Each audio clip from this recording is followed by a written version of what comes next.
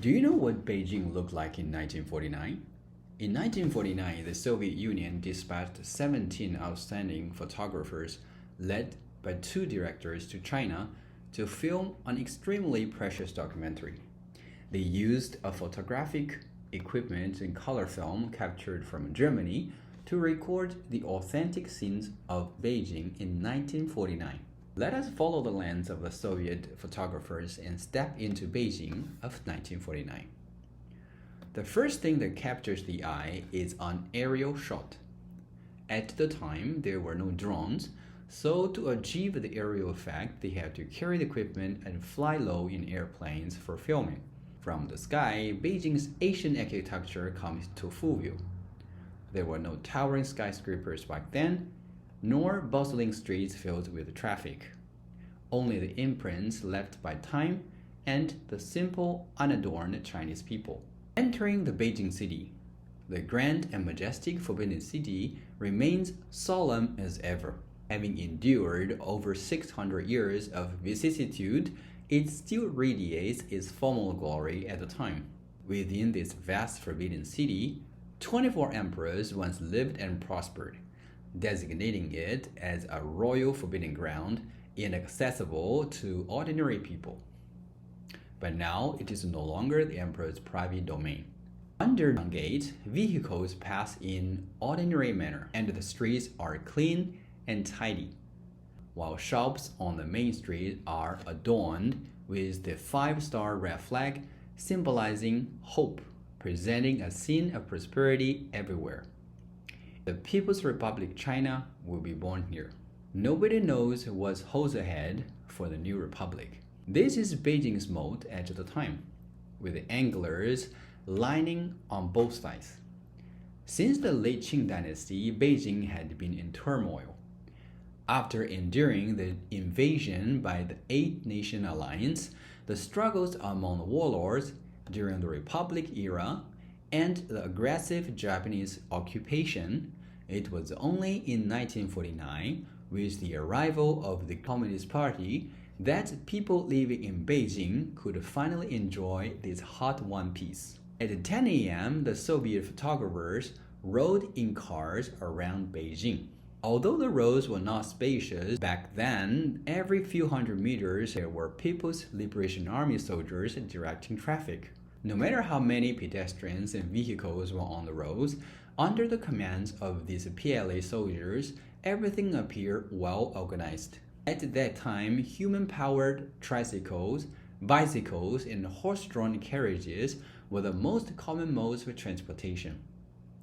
In the footage, large crowds are seen traveling in human-powered tricycles or pedaling bicycles themselves, arriving at the market. This is the fruit stand, with the apples and pears arranged on top. The young owner, holding an ancient balance scale, is weighing items for customers. A breakfast vendor hands freshly fried dough sticks to an elderly woman, while an aged man selects fresh vegetables. These are children's toys, exquisitely crafted pinwheels spinning in the wind, and various colorful small objects of utmost delicacy. This is the sugar-blowing artisan of the time, who would blow malt sugar into shapes of the 12 Chinese zodiac animals. And this snack, both delicious and highly ornamental, was deeply loved by children. In the footage, this little girl stands there unwilling to leave. Under the overpass, a juggler is performing with nunchucks. This weapon originated from Shaolin. The Shaolin nunchucks consist of 3 sections: balancing length and shortness, offense and defense. The user changes hands rapidly, dazzling the enemy and seizing victory amid chaos. This folk artist is performing the La Yang Pian, a traditional storytelling with scrolling pictures in front of the crowd. He operates the scrolling of the images while explaining them in sync.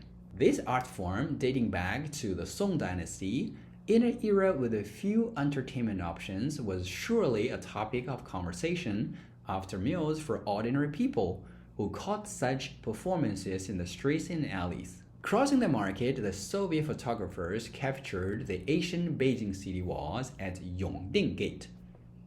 This ancient wall began in the Yuan dynasty and completed in the Ming dynasty, had repeatedly repelled attacks from north and served as a final barrier for protecting the Forbidden City. Outside the Yongding Gate, people riding mule cars transport various supplies into the city.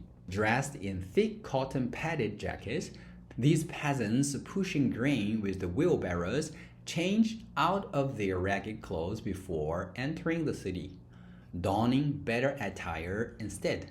In open-air restaurants, passers eat a bowl of steaming hot noodles. These outdoor eateries, with their affordable prices, enjoyed booming business. The noodle master kneads dough vigorously on the board. Years of bare-armed labor have given them skin and robust muscles. In northern China, noodles have always been people's favorite food. The noodle master places the handmade noodles into boiling water to cook, and this delicacy looks incredibly tempting. On the day of filming, the Soviet photographers were fortunate to record the scene of the Manchu girl's wedding. They still follow the wedding customs from the Qing dynasty. They see them wear the Qing attire and hats. The festival's chair is decorated in vibrant red, and even the children's top knot are tinged with a celebratory colors.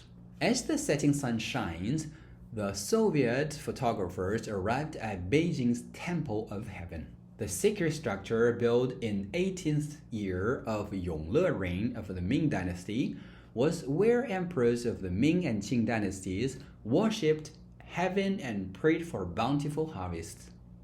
These PLA soldiers in uniform patrol here with vigorous steps. Facing this magnificent building under the sunlight, their bright smiles are eternally frozen in time. Compared to static text and black and white photos, these precious color images act like a time machine, transporting us back to the era of profound historical changes. Thank you very much for watching this documentary with me, and if you like my video, please make sure to like and subscribe. I will see you in the next video. Bye!